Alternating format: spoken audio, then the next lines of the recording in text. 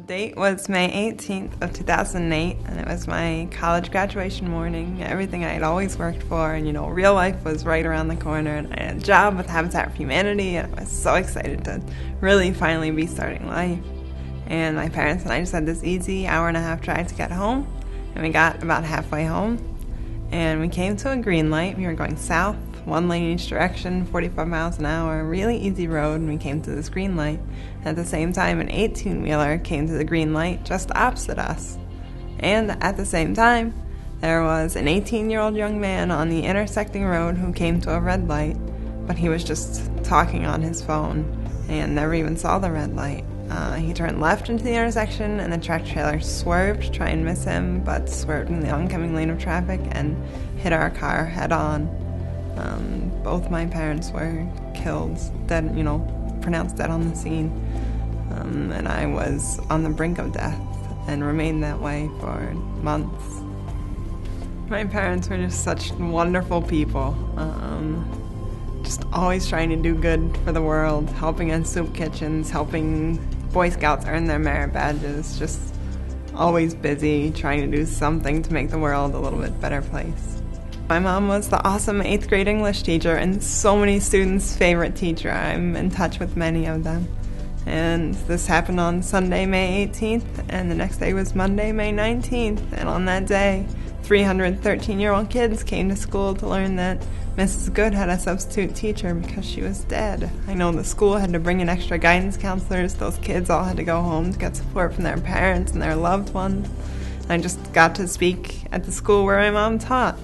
That the students she had in 2008 in 8th grade are now seniors.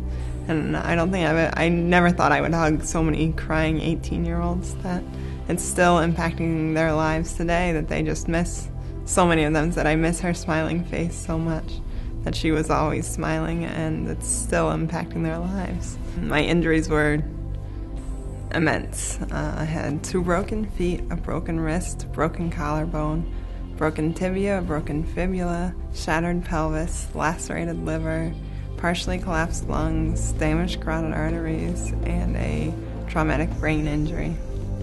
I believe the neurologist gave me a 10% chance of surviving that night.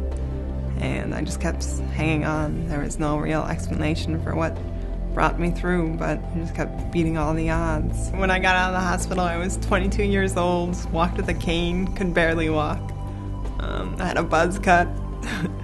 People like to stare at people who look different, and I was embarrassed and self-conscious, but I knew there was a story there, and I knew I could hopefully impact people if they met a real person who's been impacted by this. And wearing this, I added this sign, and wearing this sign gets me stopped on the street very often, and I just hope that for some of those people, meeting a real person impacted by cell phones on the road can hopefully change just one. I just want to change their behavior.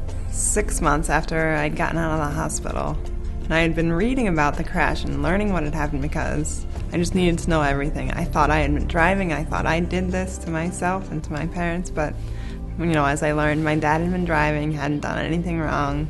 But as I read and learned everything that happened, I also learned that there were no criminal charges against either of the other drivers because it happened in Pennsylvania, where there are no laws regarding cell phones and driving, so the judge didn't even try and prosecute the other drivers. And I was absolutely furious.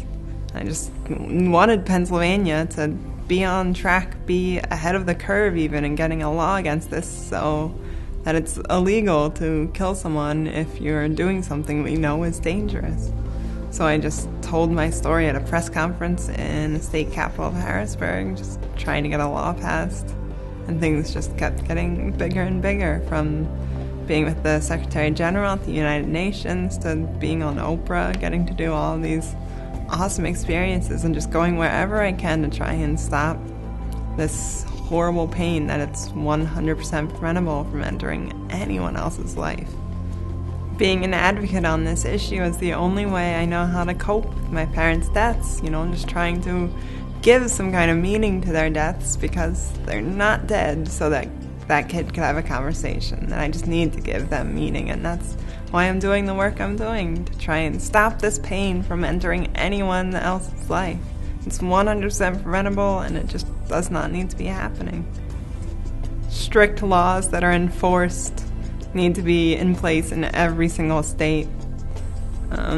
If we can get the Bluetooth out of the car, it would be awesome. If we can just pay attention to driving when we're driving, that's what needs to happen. And laws aren't the entire solution. They're a step in the right direction, but it needs to come with the education so that we can make the cultural change and make it socially unacceptable to be talking on the phone. That if you pick up the phone in your home and someone says, "Oh, I just wanted to catch up on my way to the grocery store," just hang up the phone immediately and tell them to drive.